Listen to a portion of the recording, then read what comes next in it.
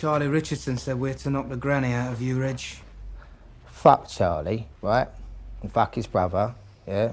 And fuck that fat Georgie Cornell that hangs out with him. Fuck your face, yeah? Yeah?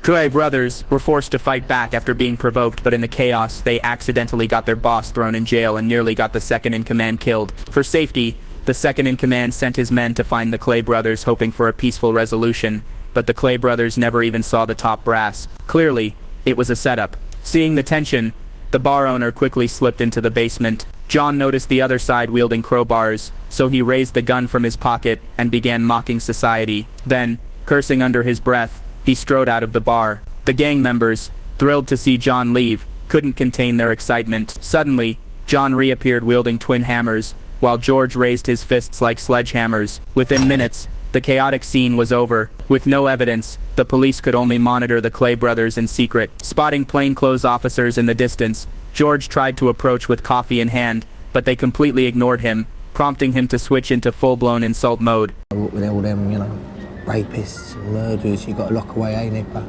where do you take a turd in there? Soon after, George disappeared through a doorway, and the scene shifted.